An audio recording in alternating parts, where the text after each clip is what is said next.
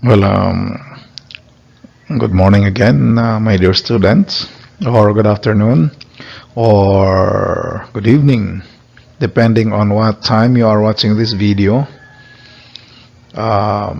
This is the partner lecture video of the PowerPoint file I have uploaded earlier. No, this is uh, this is our material for our second topic in our course, uh, Society and Culture with Family Planning. So as you can see on the slide, our lecture uh, will focus on communities. Oh, by the way, before we proceed, I hope that you have already downloaded the PowerPoint file I have uploaded earlier, so that as you view or watch this video, you can refer on that file. Okay.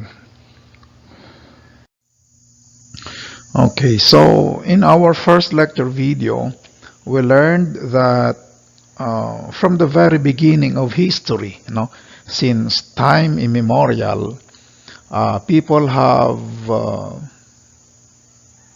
always tended to live in groups. Sometimes for economic reasons, sometimes for reasons of security, but usually for both reasons, economic and for reasons of security. Sometimes also for the propagation of the species. And one of the groups that were commonly formed was the community. People lived in small communities. These small communities later became bigger settlements. They became towns, they became cities, they became societies. But everything started with small communities of people living as a group. The community is generally regarded as the most important human group after the family. The family is the most basic and also the most important social group. After the family, the community is the most important social group. You have a family, you put together several families, you get a community. So in a sense, the community is an extension of the family.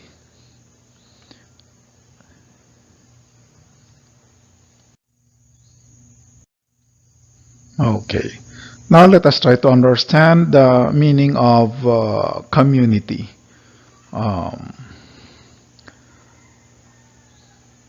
First, the term community denotes a group of people. Just like a society, a community requires a group of people living together. Hindi ka pwede magkaroon ng community ng walang tao. And this group of people occupy a definite territory. Mayroon silang ino-occupy, mayroon silang tirahan na isang teritoryo, a tract of land where they settle. They live together with their families and the neighborhood. Yan. So mayroon kang several families or many families, you put them together, you get a community. So group of people occupying a definite territory. That's a community. According to Hillary, a community consists of persons in social interaction within a geographic area and having one or more additional common ties. So iniba lang yung wordings, pero yung essence ng meaning is the same. A community is a group of people, no? In social interaction. They interact with one another. Sila ay what's interact? Nakikipagtalastasan sa isa't isa. Hindi ko maisip kaagad yung Filipino equivalent ng nag-i-interact eh. Anyway, alam niyo naman ang meaning ng nag-i-interact of interaction. These people, these persons in a community interact with one another within a geographic area. 'Di ba sabi na nga natin kanina, a community has its own definite territory. Yan. So they interact within a geographic area, isang lugar, and having one or more additional common ties. Itong common ties nila, this can come in the form of the interrelatedness of their roles in the community, their interdependence, and their common goals or aspirations. Yun ang mga nagbibigkis sa kanila bilang isang community. That is what ties them together as a community. Yan. So yun yung definitions natin ng community, no? A community denotes a group of people occupying a definite territory, living together with families and the neighborhood. Another definition, a community consists of persons in social interaction within a geographic area and having one or more additional common ties. So please remember this definition as we go on with our lecture. Okay, let us talk about the elements of community. Ano-ano ba ang mga bumubuo ng isang community? No? What are the different elements of a community? First, as already mentioned, a community must have people. As already mentioned, you cannot have a community without people. No? As a matter of fact, a community is a group of people living together. Yan. So the very basic component of society is the people. Without this component, without people, society will not exist. In the same way, without people, communities or a community will not exist. So people, that's the first element. That's the first requirement for a community to exist. Another one is territory. Di ba sabi natin kanina, a community is composed of people occupying a definite territory. They occupy a geographical area. Meron silang ino-occupy, pinananahanan na lugar. Yeah. When people live together in clusters, they eventually declare themselves as belonging to that particular territory. Territory therefore pertains to a definite area occupied by people. Kapag ang mga tao ay namuhay ng sama-sama sa isang lugar, eventually, sa katagalan, they declare themselves as belonging to that territory. Itinuturing nila ang sarili nila na they belong to that territory. Nandoon sila, sa kanila yung territory na yon. Territory therefore pertains to a definite area occupied by people. So kapag sinabing territory, ito yung lugar, ito yung area na kung saan nakatira yung mga tao. So that's the second element, no? The first is people. Itong mga taong ito, hindi naman ito pwedeng tumira sa hangin o sa langit. Naturally, they will occupy a territory. They will occupy a tract or piece of land. Yung ino-occupy nila na geographical area, that becomes their territory. And then there is interaction. The day-to-day encounter with the other members of the community. With the presence of interaction, society improves generally. Yan, balik tayo sa interaction. These people living in a definite territory interact with one another. Merong interaction among them. And through their interaction, society improves generally. Dahil sa, what's interaction in Tagalog or in Filipino? Hindi ko talaga mahuli-huli. Yung pagpapalitan ng mga gawain. Something like that, no? Yung interaction. Hindi ko siya mapaliwanag sa Tagalog. Pagpapalitan ng mga ideas, pagpapalitan ng mga products nila, mga services nila, that is also a form of interaction, no? They greet each other when they meet each other. Yeah, that's also a form of interaction. So, yung mga taong yon sa community, they live in a specific territory, they live in a geographical area. Alam nga namang hindi sila binugnuhan rito. And naturally, they will interact with one another. And eventually, through their interaction, uunlad yung kanilang community. No? Then there is this fourth one, common values. In every society, there exists a common standard of proper behavior.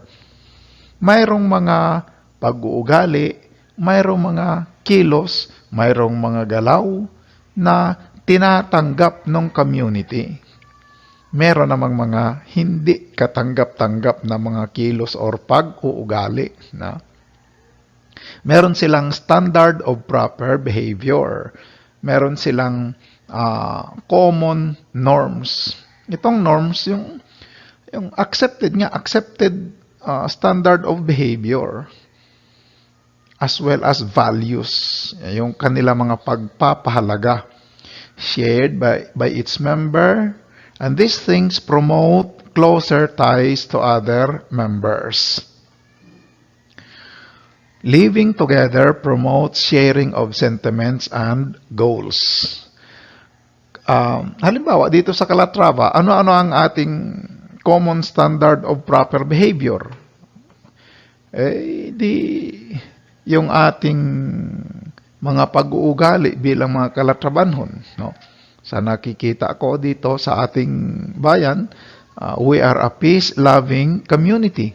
Ayaw natin ng mayroong nagwawala, ayaw natin ng mayroong nag-aaway, ayaw natin ng mayroong gulo, yan, ganyan. So kapag mayroong lasing na sumisigaw sa kalsada, sigsag maglakad, sabihin natin na, ay nako, hindi magandang ugali ang ganyan. No? And everybody agrees to that kind of judgment. Kasi yun ang ating norm. Meron tayong standard, meron tayong kinoconsider na mga normal forms of behavior. At hindi yun kasama yung paglalasing at paghanap ng away. Yan. Sa mga babae, mayroon tayong standard of behavior din, mayroong norms. Halimbawa, sa pananamit, meron tayong mga itinuturing na acceptable na pananamit, meron namang itinuturing nating hindi katanggap-tanggap na pananamit. Halimbawa, magsisimba ka. Merong dyan, prescribed na dress code or pananamit nga. Yan. Living together promotes sharing of sentiments and goals. Okay. So let us proceed. Basic social institutions. So, reviewin nga natin, no? Before we proceed. Ano nga yun ulit? Elements of the community. First, yung pinaka-importante, people. Hindi pwedeng magkaroon ng community without people. Then, territory. Hindi sila pwedeng tumira sa hangin or sa langit. Dito talaga sila sa lupa. Yung lupang titirhan nila, sakop na lang ng kanilang community, it becomes their territory. And then, dapat silang mayroong interaction. And then, the last is common values. No? So, yun ang apat na elemento or elements of community. People, territory, interaction, common values. Meron kong apat na yun, you put them all together, you get a community. Okay, let us proceed. Basic social institutions. The first is the family. The family is the primary agent of socialization. As already mentioned earlier, the family is the most important social institution, no? Siya din ang pinaka-basic kasi diyan nag-uumpisa lahat eh, no? The family is the primary agent of socialization because the life of the individual starts there, no? Oh, by the way, itong socialization na sinasabi dito, class, hindi ito yung magsososyalan kayo na magsasayawan kayo at mayroong party-party. The term socialization here refers to the process by which a person learns how to interact with others. Ito yung proseso na kung saan ang isang tao ay natututo kung paanong makikihalubilo, makikibagay, makikipag-interact sa ibang tao. Yan. That's socialization. And because the family is where the child is born, no? Yun ang kanyang pinaka-first environment. His earliest experiences with other people occurs within the family.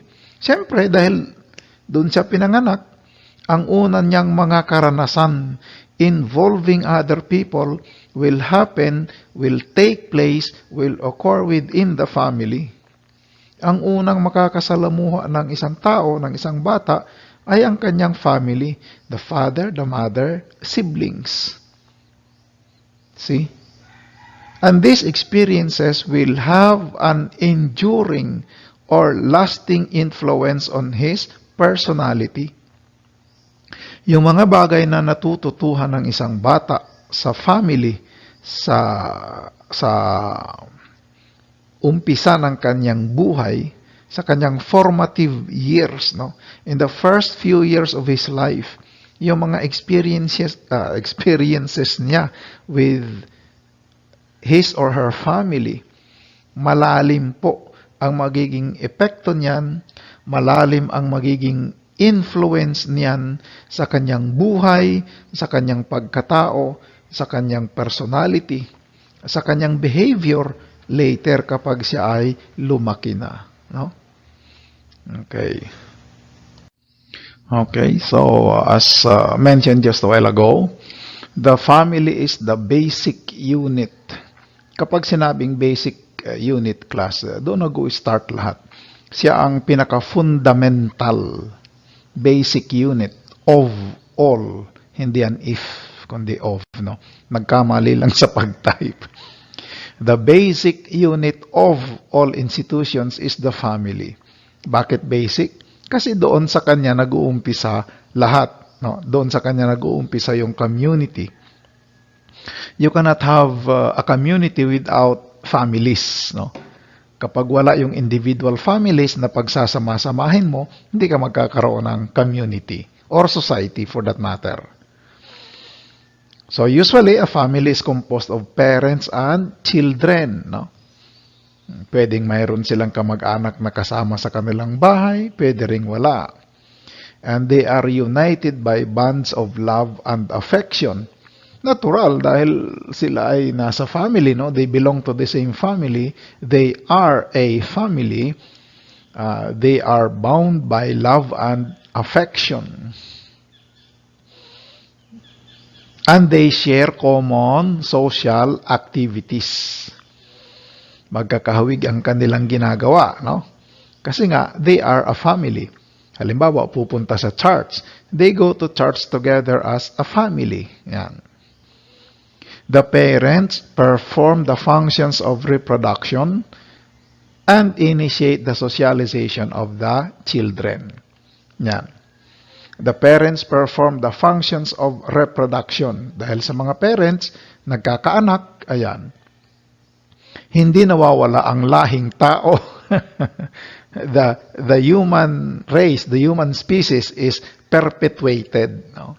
Napananatili yung human species, yung lahing tao, because of this function of reproduction performed by parents. At dahil sila ay mga magulang, sila din ang unang nagtuturo sa kanilang mga anak kung paanong makibagay, makihalubilo, makipag-interact sa ibang tao outside their family. See? Kaya nga very important yung family as a social unit, no? Everything starts there.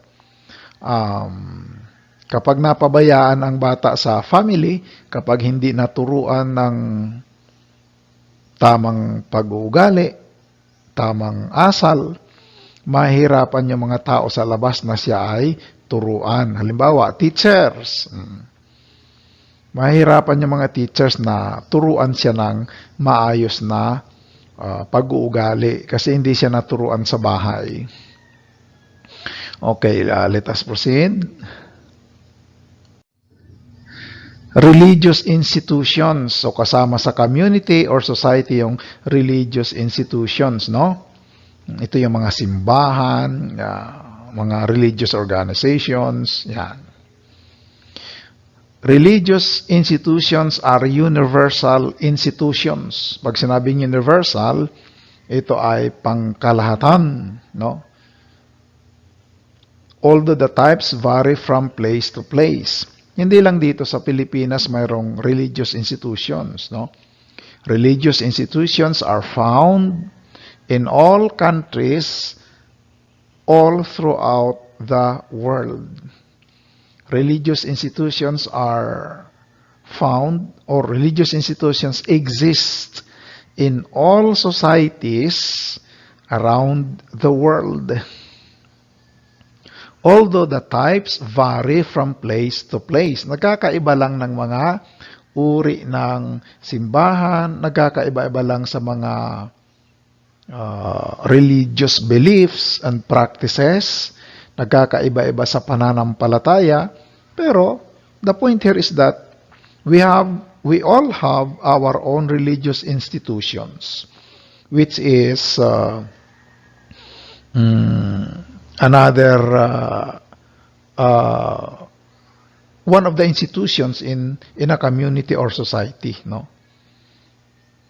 Wherever one goes, kahit saan daw tayo pumunta, we discover that religious institutions persist in whatever forms. Nakapunta na ba kayo ng isang lugar na walang simbahan or walang religious beliefs or religious practices ang mga tao? Wala pa naman siguro, no? Kahit saan ka pumunta, lalo dito sa Pilipinas, mayroon ka talaga makikitang simbahan. Kahit maliit lang na bayan. Kuminsan nga kahit sa maliliit na baryo, mayroong chapel, mayroong kung ano dyan, no? Religious institutions. Societies have at least a system of beliefs and practices related to a supernatural being. So ganyan tayo, no? As human beings, we tend to have that belief in a supernatural being. Kahit nung una, kahit wala pa yung mga Espanyol, no? Even before the coming of the Spaniards, our ancestors already had their own religious beliefs and practices. Meron na silang kanilang sariling paniniwala, no? Regarding the supernatural. So, itong religious institutions, as already mentioned, exist in all kinds or forms of society. Kahit nga yung mga matatagal na or matatanda ng mga ancient communities or societies, meron silang religious institutions. So that's another one, no? So nakakadalawa na tayo, no? The first one, the most basic social institution is the family. Another institution is or are religious institutions. Yan. Okay, here's another one. Economic and political institutions. Economic institutions were organized as a means to allocate scarce resources, while governmental institutions developed out of the need to maintain order and to exercise control, which were meant to protect the individual members. Protection may be in response to an outside threat or to an internal disorder. Okay. Economic and political institutions. Teka, kanina pa pala tayo institutions ng institutions. Maliwanag na ba sa isip natin kung ano yung tinatawag na institution? Okay, sige, balikan muna natin sandali. Kalimutan kong i-discuss kanina eh. So, pag sinabing institution, halimbawa, social institution. Itong institution, first, this is a group of people, no? At kasama na dito pati yung kanilang mga roles, no? May mga policies yan na sinusunod, may mga standards of behavior. Halimbawa sa family, within the community, within the society is the family. The family is an institution. Unang-una, it's a group of people. Nandyan si tatay, nandyan si nanay, nandun yung mga anak. So, group of people. Sa group of people na yan, mayroong standards of behavior. Halimbawa, si tatay, may mga rules, no? Si tatay, siya nagpo-provide. Si nanay, tumutulong kay tatay, inasikaso ang family. Mga anak. Yung mga anak naman, ang role nila, susunod sa magulang, tutulong sa magulang. No? Mayroon din silang mga kanya-kanyang expected na behavior. So, the family, as already mentioned, is an institution. Ganon din yung religious institutions. First, it's a group of people, no? Halimbawa, sa isang relihiyon, pwede ba namang walang tao? Magkakaroon ka ba ng relihiyon ng walang tao? Yung mga tao doon sa isang religion, meron silang kanya-kanyang roles. Meron din silang standards of behavior, standard of interaction. So, institution ulit yon. Ganon din dito sa economic and political institutions. So, economic institutions are those that pertain to production of goods, consumption of goods. Yung mga economic institutions natin yan. Halimbawa, mayroon diyang palengke, it's part of our economic institution. Mayroon diyang mga bangko, it's part of our economic institutions. Mayroon mga batas tungkol sa pagninegosyo, it's part of our economic institutions. Yan.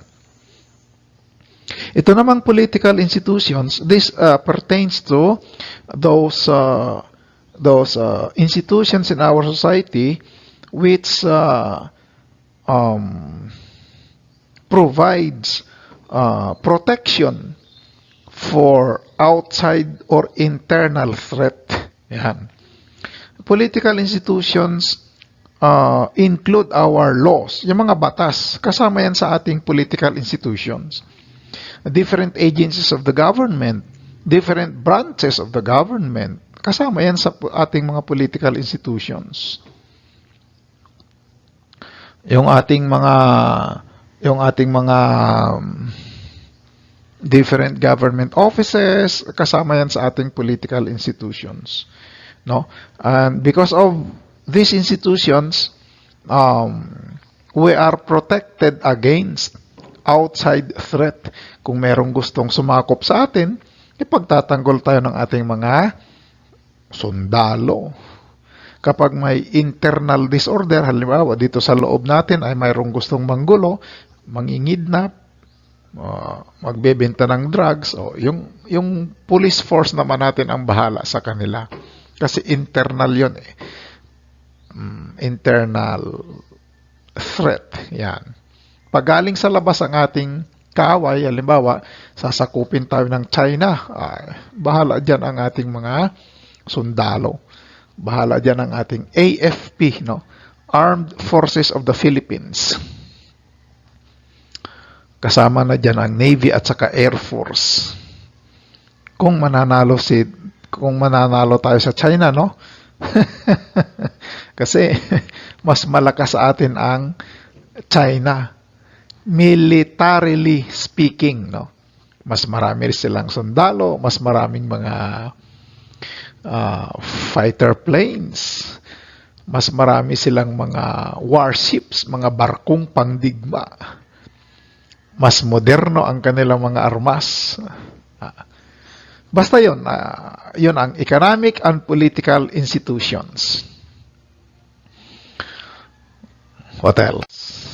Ito, educational institutions. Mga schools naman ito, no? Mga schools. Socialization starts in the family. However, much of the growing period of the child is now taken by the school and other agencies. Just like the family, although educational institutions are not as basic as the family, educational institutions also play a very important role in the socialization of an individual. Kasi hanggang ilang taon ka ilang taon nag-uumpisang mag-aral ang isang bata? 5 years old? Pagpalagay natin 5 years old, kindergarten. So from 1 year old to 5 years old, siya ay nandoon lang sa family, no? Ang nagtuturo sa kanya mga magulang niya. Hindi naman siya pwedeng turuan ng 1 year old pa lang siya or 2 years old kasi panganit buot. Kahit turuan mo yun, hindi rin niya matututuhan. So most probably, learning, pagpalagay natin 2 years old ay meron na siyang natututuhan, no? For the sake of argument. So 2 years old, 3, 4, 5 years old, papasok na siya sa school eh.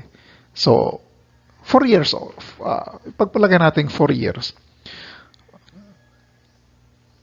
After that, most of his learning will come from teachers, will come from his experiences in school. Most of his learning will come from his schooling experiences. Doon siya matututo ng mas marami sa eskwelahan. Follow up na lang sa bahay. See? So we can see that children spend more time learning from teachers and from their classmates, from their peers, no?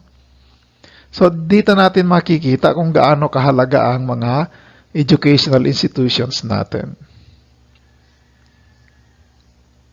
Although many Filipinos fail to finish their education, still the educational system is regarded as the primary institution for shaping and molding the minds and behavior of the members of the society. Kahit maraming Filipino ang hindi nakakatapos ng pag-aaral, and this happens because of a variety of reasons, no? Yung iba because of financial constraints, Hindi nakapag-aral kasi walang pambayad, walang pambili ng gamit, walang panggastos. So that's one of the reasons why Filipinos quit school. Yung iba naman nagkakasakit, yung iba naman basta na lang tinamad, gusto ay mag-ML na lang. Yung iba naman ay nag-asawa so hindi na nakapag-aral. So kahit maraming Pilipino daw ang hindi nakakatapos ng pag-aaral hanggang kolehiyo, schools, the educational system is still regarded as the primary institution. Isa pa rin sa mga pangunahing institution sa paghubog ng isip at pag-uugali ng mga Pilipino. The educational system is regarded as the primary institution for shaping and molding the minds and behavior of the members of society. See? It's almost as important as the family, no? Kahit maraming mga Filipinos ang hindi nakakapagtapos ng pag-aaral, still the school is regarded as one of the primary institutions that mold the minds and behavior of the individual. So, ganun kahalaga ang mga paaralan natin.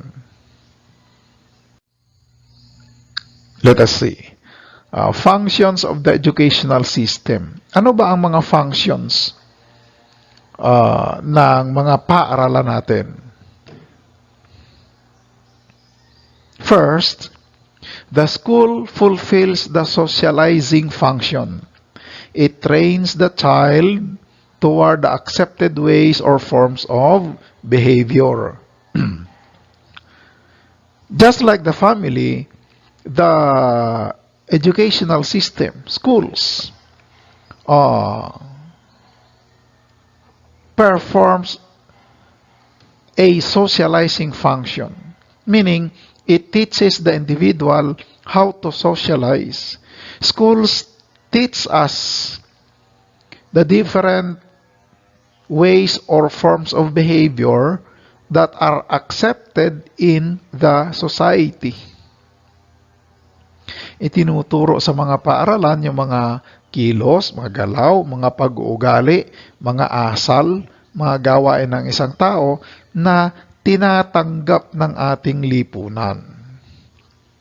At ganun din yung mga kilos, galaw, pag-uugali na hindi tinatanggap ng ating lipunan upang atin silang maiwasan. Yan. That is one function that schools fulfill.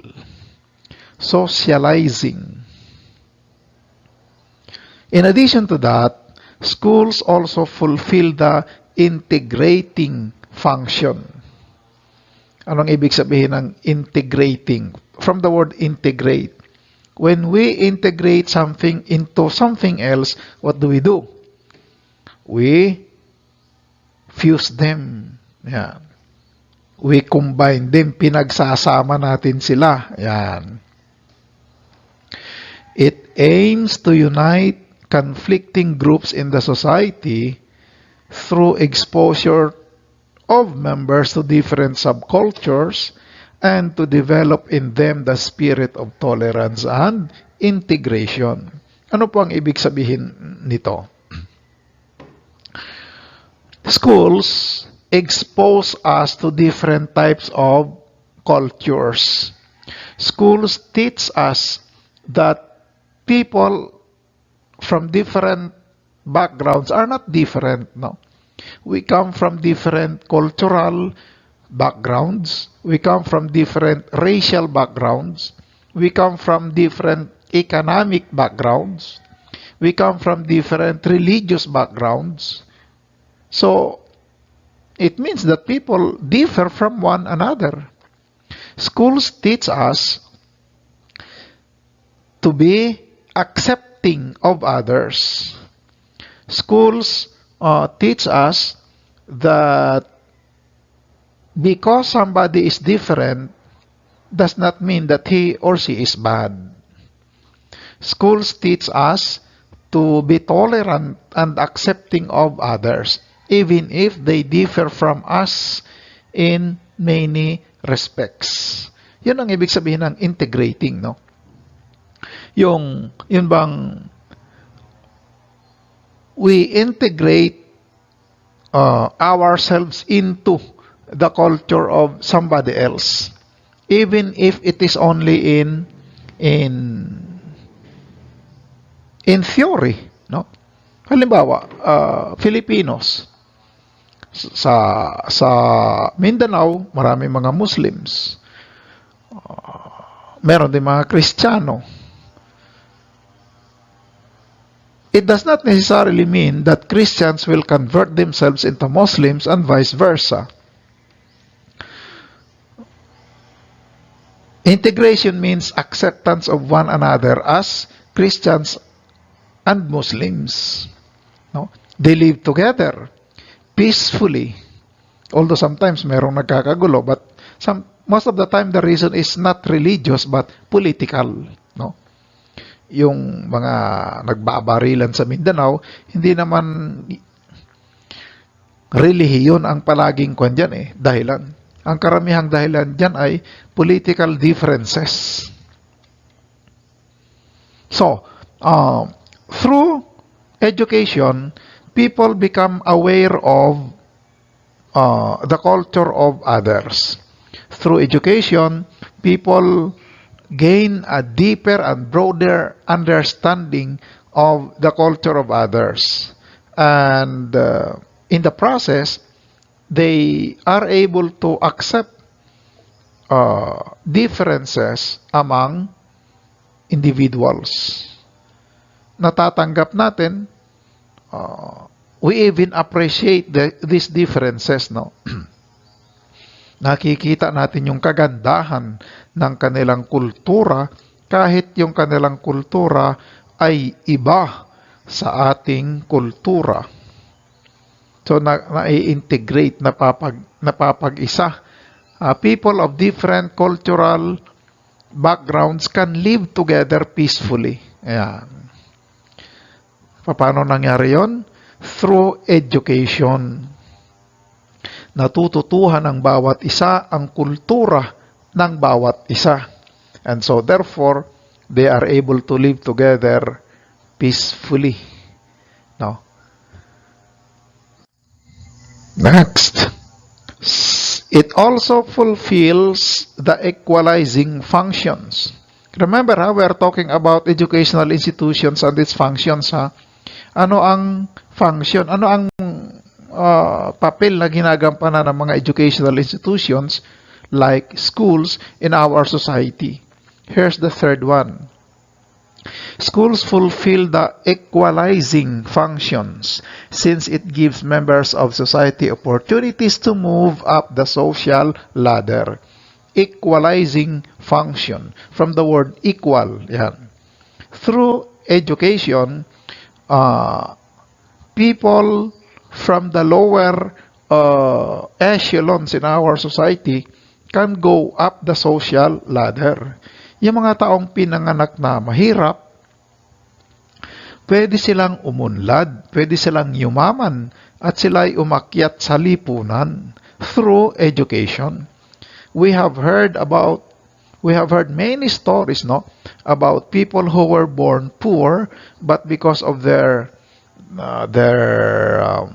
talent, because of their intellect, because of their determination, they moved up the social ladder, meaning they rose to high positions of power in the society. Sila ay yumaman, nagkaroon ng mga magandang kalagayan sa ating lipunan. Maraming mga kwentong ganyan, no? Pinanganak na mahirap, kaya lang napakatalino, kaya naging scholar. Yan. Nang graduate ng kolehiyo, naging abogado. Tingnan mo yan. Naging magaling na lawyer. Naisipang pumasok sa politika, naging mayor, naging governor, naging congressman, naging senator, naging presidente. So, ganyan yan. Equalizing functions. Yung mga mahirap nating kababayan, they have the opportunity to improve their lot in life and become rich, become powerful, no? Become well known in the society. In the same manner, yung mga mayaman pwede rin maghirap, no? Pag napabayaan nila yung kanilang pag-aaral, pag napabayaan nila yung kanilang negosyo, pag napabayaan nila yung kanilang mga positions in the government, pwede rin sila maghirap. Kaya lang parang bihira mangyari yung ganun class, no? Ang karamihan nating naririnig ay yung mga rags to riches stories. Yung isang taong pinanganak na mahirap, nagsikap, sa kanyang pagsisikap at sa kanyang talino, umunlad, yumaman hanggang naging somebody in the society, no? Sumikat, naging politician or naging artista, o yan. Naging magaling na lawyer, naging magaling na engineer, naging magaling na teacher, see? So lahat ng yan can happen because of our educational institutions. At times, education is expected to accomplish development goals set by the government. Thus, it becomes an implementing arm of the government. Ang ating pamahalaan, may mga may mga goals, may mga layunin siya as an institution. And in many instances, schools become the implementing arm. Ang ibig sabihin ng implementing arm, siya ang tagapagpaganap ng programa ng gobyerno. Yan. Implementing arm. In that case, or when that happens, schools become the government's partner in achieving its development goals. Nagiging kapartner siya ng pamahalaan sa pagtupad, pag-abot ng mga layunin nito bilang isang institution. So, ganun po ang ating mga educational institutions ng mga schools. Here's another one. It frees the individual from the bondage of dependence and ignorance. Okay. The last function is only fulfilled by a true and meaningful education. Ano daw ang ginagawa ng education sa atin? It frees us. Pinalalaya niya tayo. Ginagawa niya tayong free.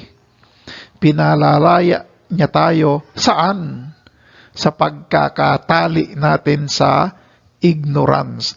Dependence and ignorance. Kapag tayo hindi nakapag-aral, malamang sa hindi, tayo ay aasa sa ibang tao. Because we cannot provide for ourselves. Di natin kayang magtrabaho para sa ating sarili. Di natin kayang pakainin ng ating sarili, magdedepend tayo, aasa tayo sa ibang tao. At kapag tayo hindi nakapag-aral, malamang sa hindi, ang result noon ay tayo magiging ignorante. Hindi nakapag-aral So, ignorante. So, that is what education does to us. It frees us, no? Pinalalaya niya tayo from the bondage of dependence and ignorance. There are other important institutions in our society which deserve recognition. These include religious, civic, or charitable institutions as well as other non-governmental organizations. So, maraming mga institutions sa ating lipunan. Yung ating mga nabanggit, those are the most important ones, no? The family, religious institutions, economic and political institutions, educational institutions, yun ang mga pinaka-importante. But they are not the only institutions in our society. There are other institutions in our society, and these include religious, nabanggit na kanina, mga civic organizations, civic institutions, or charitable institutions. Yan. Halimbawa, mga foundations, mga private organizations, mga social institutions din, including non-governmental organizations. All of these institutions play important roles in our society. They all help, they all contribute towards the stability of our society. They all contribute towards the strength, towards towards sustaining the strength and stability of our society. Kapag nawala ang mga social institutions na yan, our society will crumble. Babagsak, masisira ang ating society kapag itong mga social institutions na ito ay nasira. Okay?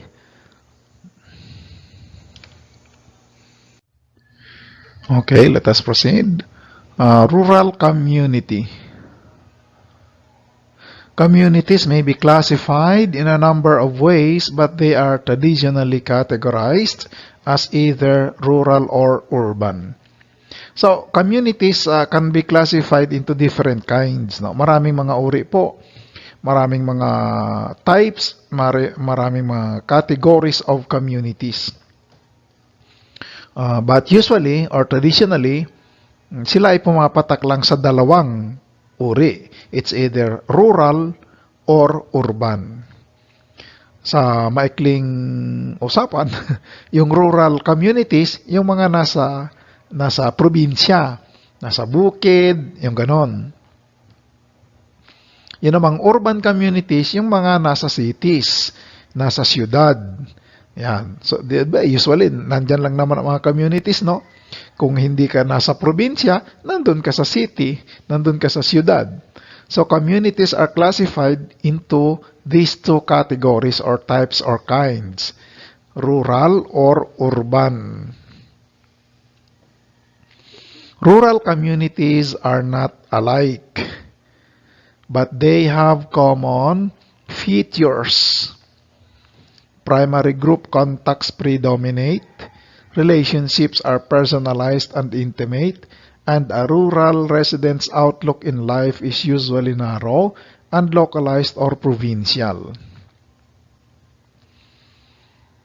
Primary group contacts predominate. This is one of the characteristics of a rural community. Ano itong mga primary groups? Well, in a community, the primary groups are usually the family, the school, the church, no? Di ba? Usually, yan ang nagdo-dominate sa ating buhay, no?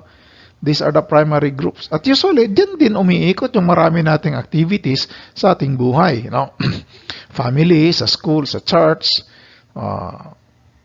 Usually, diyan umiikot ang ating mga experiences and activities.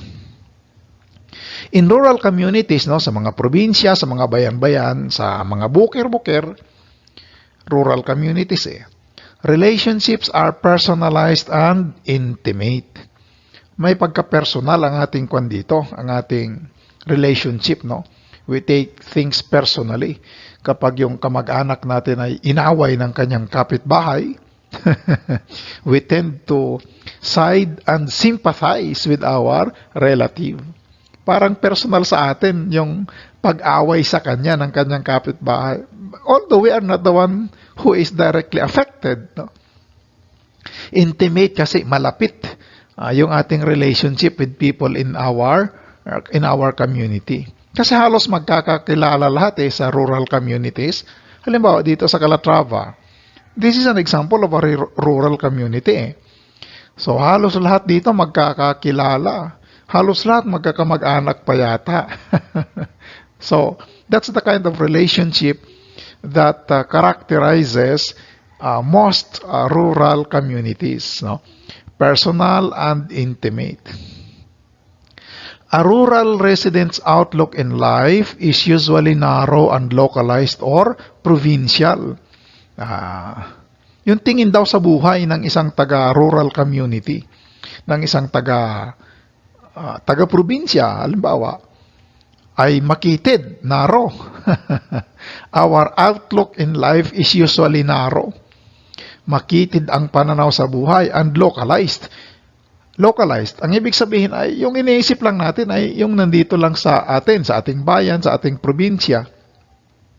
Outside of our own province, we are no longer concerned with those things. Yan. Yun ang sabi ng ating reference. Do you agree with this? Parang ayaw kong pumayag dito, class, Makiti daw ang ating pananaw sa buhay. Loko ito, well, maybe before, no? When people in the provinces, when people in rural communities were not yet exposed to technology, when people were not yet exposed to social media, maybe this was true before, no? But nowadays, I don't think this still applies. People at present are already exposed to all kinds of news reports. People are exposed to social media, so we know what is happening in other parts of the country. We know what is happening in other parts of the world. So we are not left behind in terms of trends. We are not left behind in terms of news updates. No? Nauuna pa nga tayo sa mga balita kung minsan. No? So I do not believe that a rural resident's outlook in life is narrow. Lalo sa panahon ngayon, exposed tayo sa lahat ng information. I do not believe that we have a narrow outlook in life. Hindi ako naniniwalang makitid ang pananaw natin sa buhay. At saka tayo ay localized. Alam natin ang nangyayari sa ibang parte ng Pilipinas. Alam natin ang nangyayari sa ibang parte ng mundo. Ayan. So we are not localized. Siguro nung una, nung makaluma pa ang mga tao. But today, I don't think this applies, no? So basta ganun daw ang mga rural communities, no? Primary group contacts predominate, relationships are personalized and intimate, and a rural resident's outlook in life is usually narrow and localized or provincial. Okay. Let us proceed now. Meaning of rural community. The term rural community is usually associated with the barrio. Diba sabi ko kanina sa previous slide class, pag sinabing rural community, ito yung mga nasa probinsya, nasa mga bukid-bukid, nasa barrio, nasa mga barangay. No? Yun ang tinatawag natin mga rural communities. And when we hear these terms, when we read these labels for places, pag narinig natin yung salitang barangay, kapag narinig natin yung salitang barrio, usually the images that come to mind are idyllic scenes of rolling hills. Yung isang napakapayapa, isang tahimik na lugar, mayroong mga bundok, may mga plateau, yan. Mayroong mga hills, mga sapa, yan. Mga ilog, mga kawayan, baryong-baryo talaga ang dating. Mga niyog, kahoy, verdant woods, no? Mga ibon, at saka mga insekto. And simple, unassuming, gentle folks. Okay. Baryong-baryo talaga. Barangay na barangay ang dating niya. When we hear the word rural community, when we hear the word barrio, when we hear the word barangay, the images, the pictures that come to mind, yung una nating naiisip na mga images sa ating isip, no? Scenes of rolling hills and plateaus, majestic mountains, meandering streams or rivers, swaying bamboos or coconut trees, verdant woods, chirping birds and insects, and simple, unassuming, gentle folks. Ano pa yung pwede natin idagdag dito? Pag naririnig natin yung salitang baryo, baryo, ano ang pumasok sa isip ninyo? Anong images? Maybe right now you are thinking of a farmer, no, plowing the field, or farmers harvesting rice or planting rice. Depende sa panahon, no? Depende sa season baga. You might also think of fishermen dragging their nets. You might also think of women washing clothes in the river. Meron pa ba meron pa ba yan ngayon, yung mga babaeng naglalaban ng damit sa ilog? Parang bawal na yata yan, ha? Kasi napupulyot yung ilog, no, pag palaging doon naglalaba ang mga tao. Kasi yung dumi, yung mga sabon nandoon. So usually yan ang naisip agad natin kapag naririnig yung salitang rural communities, baryo, barangay. Mga batang naglalaro, no? Ang kanilang laruan, yung gulong na tinutulak lang nila, lata ng sardinas na nilagyan ng gulong, ayan, ganon. Kasi ganyan ang mga nakikita ko doon sa aming baryo noon, when I was growing up as a little boy in Ojongan. Ang laruan namin noon ay mga paywa, gugodor. Ang libangan namin noon ay naninirador kami ng mga ibon. Wala pang mga gadgets noon, class. Matagal ng panahon yun. Naninirador kami. Pag panahon itigtanom, kami ay natanom. Sweldohan kami at 8 pesos or 10 pesos per day. Yun ang bayad sa amin sa pagtatanim ng palay. Napamunit sa suba. Ganyan ang mga experiences namin as baryo folks, no? Sa baryo ako lumaki, may mga experiences namin.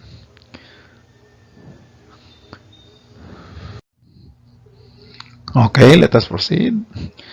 The barrio is the rural community where people earn their living through agriculture, fishing, and home-based or cottage industries. Okay. Usually, these are the occupations of people in a barrio or in a rural community. Usually, agriculture. So, maraming mga nakikita tayong mga farmers, no, mga magsasaka, mga mangingisda, at saka yung mga home-based or cottage industries. Home-based industries, yung ginagawa lang nila sa kanilang bahay. Halimbawa, gumagawa o nagwi-weave ng mga banig, yan. Gumagawa ng mga plato made of nito, yan. Gumagawa ng mga walis tambo, walis tingting, no? Ing nanawi. Ayan na nakikita ko dito sa atin, no? Agriculture, fishing, ano pa yung usually ginagawa ng mga tao sa excuse me, sa mga baryo. Yung iba nagtatrabaho sa construction, no? Yung iba naman ay gumagawa ng mga furniture. Pero sabi nga natin, home-based sila. Sa kanilang bahay lang sila gumagawa. Wala silang mga malalaking shops, wala silang maraming employees. Sa bahay lang. Sila-sila lang na family. Home-based yan. So usually ganyan sa mga rural communities, no, sa mga baryo. Yung iba may tricycle, yung iba may motorboats. Iba-iba na rin, no, ang trabaho ng mga tao, class, no. Hindi lang puros agriculture, hindi lang puros fishing. Iba-iba na rin ang trabaho ng mga tao ngayon, kahit sa baryo. Kasi nga ay medyo progressive na rin ang buhay ng mga tao ngayon. Hindi katulad nung una na talagang pag sinabing ikaw ay taga-baryo, ay talagang parang ikaw ay parang napag-iwanan ka ng mundo. Para kang napag-iwanan ng teknolohiya, no? Life is different now even in the baryo. Kahit Dito nga sa atin, halimbawa, ano ang pinakamalayo nating barangay? Kabibihan halimbawa, o hindi na nahuhuli doon ang mga tao. Well, they engage in fishing because of their environment. Ano nga, nakatrabaho nagto, hindi na ka pwede, siyempre fishing yarang gador kasi puro dagat doon karamihan. Pero in terms of amenities in life, yung mga amenities ba yung mga nagbibigay sa atin ng comfort, hindi na nahuhuli ang mga tao doon. Kumpleto sa appliances eh. May mga refrigerators, ang lalaki ng TV, kumpleto sa gadgets yung mga tao. So, hindi na talaga huling-huli, no? So, we continue. Rural communities usually have small populations. Okay, that's true, no? Usually, konti lang ang mga tao compared with people in the city. Halimbawa, population ng Calatrava or isang barangay ng Calatrava kumpara sa population ng isang barangay sa Maynila, ay siyempre mas marami doon talagang tao, siyudad yun eh. Pero bumabawi tayo sa bigger geographical areas, malawak ang lupa. Kukunti ang tao, malawak ang lupa compared to those of urban communities. Sa Maynila naman, napakaraming tao, konti lang yung available sa kanilang space. So yun, nagsisiksikan sila. Nung nag-aaral ako doon sa boarding house namin, maliit lang na boarding house yun. Ayos, pilang bilog kami rito. Koramo. Nagkasyara. Graduate ra. Dito sa atin naman, napakalawak ng space. Lumagbot ka pa rin, hindi ka maubusan. Arayagana na duta. Hence, the population density of the former is low. Ang ibig sabihin, class ng population density, a specific number of people living in a specific area of land, yan, or space, no? Halimbawa, 100 people per 100 square kilometers, yan, density yon. Sa isang specific na lawak ng lupa, ilang tao ang nandyan. Siyempre, dahil nasa baryo nga tayo, nasa rural community, mababa ang density. Ibig sabihin, iilan ang taong nakatira sa isang eksaktong sukat ng lupa kumpara sa mga siyudad. Halimbawa nga sa Maynila. Sa Maynila, talagang nagsisiksikan doon ang tao eh. So, mataas doon ang population density. Kasi maraming tao ang nakatira sa specific measure of land or area. Yan. Agriculture, fishing, handicraft, and mining are the common occupations. So balik tayo doon sa mga pangkaraniwan or pinakamaraming trabaho daw ng mga tao sa isang rural community. Agriculture, fishing, handicraft, and mining. These are the most common occupations in rural communities. Dito sa atin, pinakamarami siguro dito sa atin, farmers or fishermen, no? Yung mga nag-handicrafts din, marami din dito sa atin. Gumagawa ng walis tambo, yan, marami dyan sa pagsangahan. Gumagawa ng mga nito plates, marami dyan sa pagsangahan din at sa malamig. Sa fishing, ay itong marami, tunat kabibihan, hanggang Aguada, Talisay, Dangkalan, Linaw, Balogo, San Roque. Basta yung mga malalapit sa dagat, no? Coastal barangays. Usually, most of the residents here engage in fishing as their primary occupation. Kahit nga yung mga malalayo sa dagat halimbawa, may mga tagapagsangahan, mga fishermen yan. Nakikita ko, dumadaan doon banda sa amin Galing tagapagsangahan, mayroon silang dala mga pana. Parin ka nga not broad. Ay, mapamana ko no, sir. Ay, imagine that. Taga doon siya sa bundok. Pero ang kanyang trabaho ay pangingisda. Ayos din, ano? So, handicrafts, marami gumagawa dito sa atin ng mga furnitures. Halimbawa, sinong bebot. Mining, wala ditong mining sa atin. Walang miminahin dito sa atin. So, yun. Usually, ito mga common occupations, no, sa isang rural community.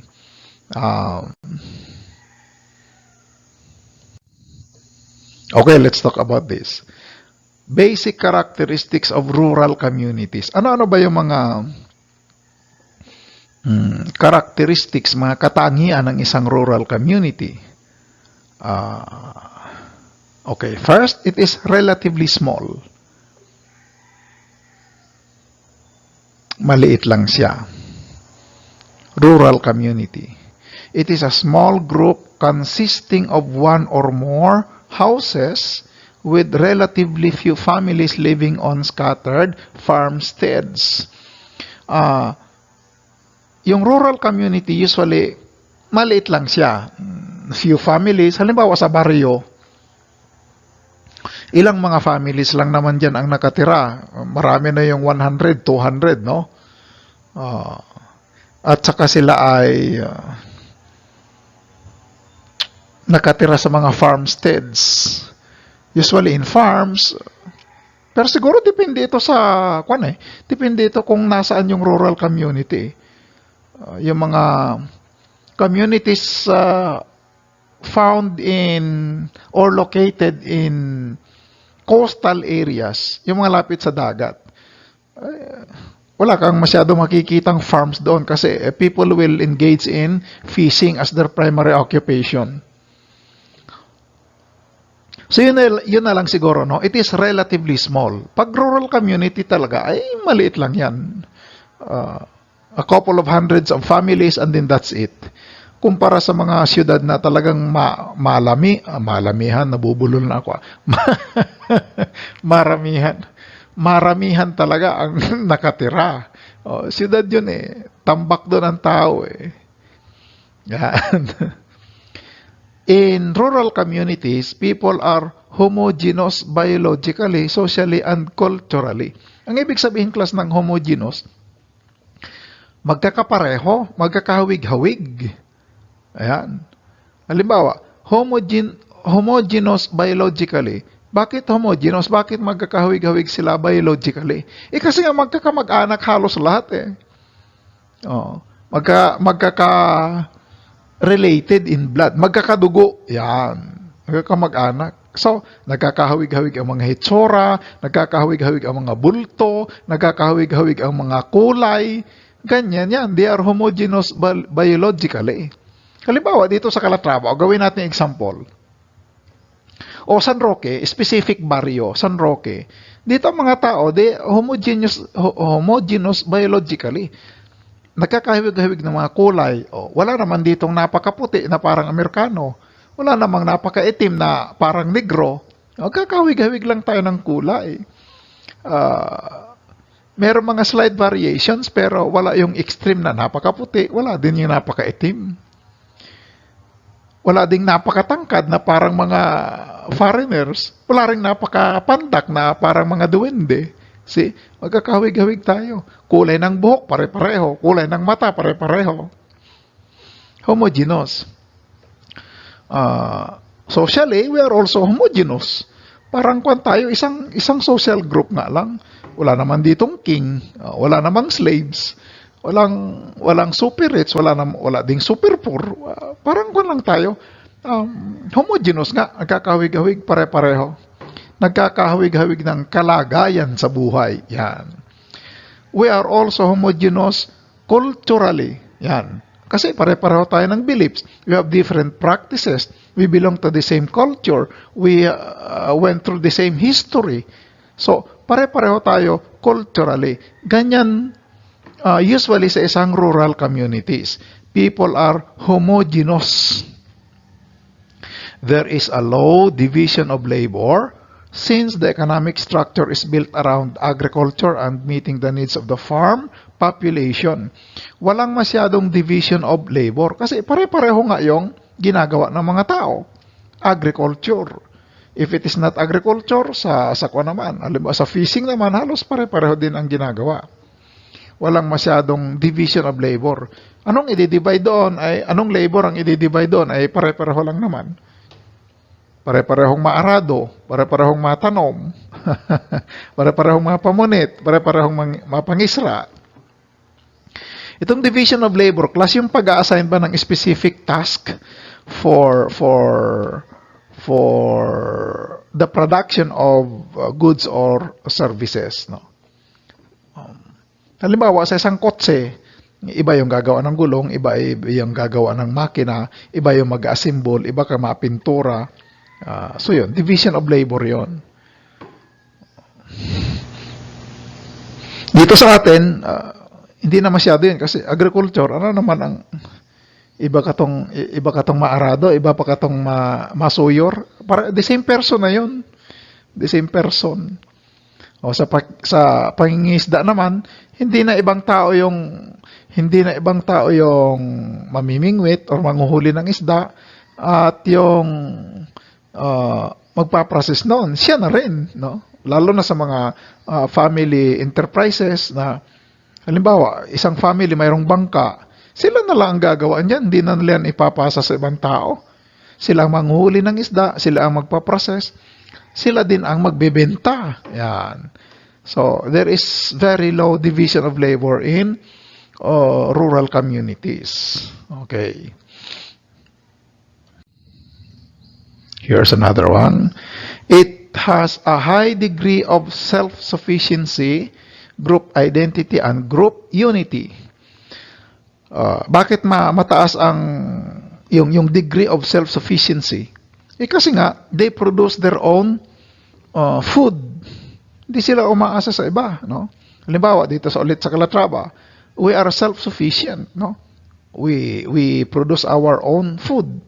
Yung sarili nating pagkain na ikukonsumo, tayo rin ang nagpo-produce, lalo na sa pagdating sa isda, no? As a matter of fact, we export fish to other municipalities or even sometimes even to other provinces. Yun nga lang, pagdating sa bigas, I don't think we are self-sufficient, no? Tayo naman ang nag-i-import ng bigas galing sa labas. From Mindoro, saan pa nanggagaling yung bigas natin? So, Jongan. Pero yung bigas ng Ojogan, galing din sa labas yun eh. Galing din yata ng Mindoro yun eh. High degree of self-sufficiency, group identity. Yung talagang we have a strong sense of being a Calatrabanhon. Yun ang ibig sabihin ng group identity. Talagang kilala natin ang ating sarili bilang Calatrabanhon, bilang Rumblumanon, no? Bilang Pilipino, if you want to expand the concept. Yun ang ibig sabihin ng group identity. We have a clear idea of who we are as a social group. We have a clear image of who we are as a community, as a society. And that leads to a stronger sense of group unity. Pakiramdam natin ay isang big kiss lang tayo. Isang group. Yan. Group unity. Emanating from a strong sense of group identity. That is what usually happens in a rural community. People have mutual relationships with one another. Pag sinabing mutual relationship, parang ganito class, oh. Mutual respect between Juan and Pedro. Pedro respects Juan. In return, Juan respects Pedro. Yan. They have a mutual respect for one another. Meron silang paggalang, meron silang pagrespeto sa isa't isa. Yun ang ibig sabihin ng mutual. Pag si Juan lang ang may respeto kay Pedro at si Pedro ay walang respeto kay Juan, hindi yon mutual. Yan. So in a rural community, people have mutual relationships with one another. Yan. This is a very common practice in rural communities. Nagluto ka ng gulay. Imo ataw ang kagkayongot. Ano kag-ahumanon itong kayongot? Di ba bibigyan ka rin ng something in return for the vegetable you gave them? Oh. Salamat ko no dilo sa utan, sa gulay. Ay dar ako no kalang inagang itlog oh. Di ba? Merong kapalit, no? Merong kapalit. Ganyan sa rural communities, no? There is usually this mutual relationship, no? Merong mutual respect, merong mutual admiration. Basta mutual palagi ang relationship. Yan. And usually there is a presence of a dominant activity. Mayroong isang gawain, mayroong activity na nagdo-dominate sa rural community. If it is agriculture, then it's agriculture. If it is fishing, then fishing. Ang buhay ba ng tao class ay doon umiikot sa activity na yon. It can be a religious activity, no? Para bang yung kanilang ginagawa sa buong taon ay preparasyon lang para sa ganitong religious activity, no? Ganyan sa mga rural communities. Mayroong isang activity, mayroong isang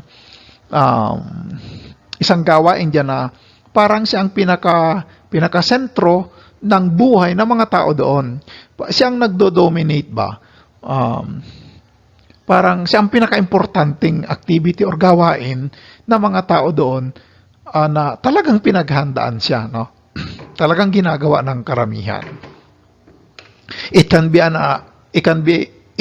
an economic activity, no? It can be a religious activity. Yan. Halimbawa, in some rural communities, people raise animals, halimbawa pigs, in preparation for their religious fiesta. Yan. Kasi yan ang pinaka-highlight ng kanilang buhay sa taon na yon, yung celebration of that religious activity, religious fiesta. So, mag-aalaga siya ng mga baboy for the whole year. Kakatayin niya lahat yon pagdating ng fiesta. Tapos magse-celebrate sila buong barangay, buong baryo, no? Yun ang kanilang dominant activity. Pwede ring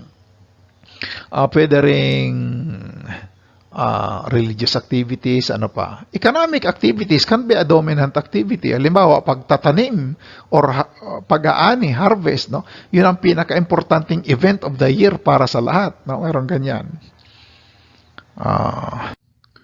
Okay. Dito muna nagtatapos ang ating lecture video. This is only the end of part 1, ha. Meron pa itong karugtong na lecture video, itong topic na ito. Pinutol ko lang or hinati kasi masyadong mahaba.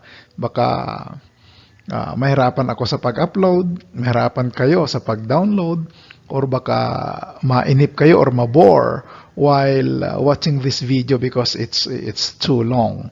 So tatapusin muna natin ito dito, and then i-upload ko rin siyempre yung kanyang continuation. So hanggang dito lang muna, no, mga kapatid. Abangan niyo yung part 2.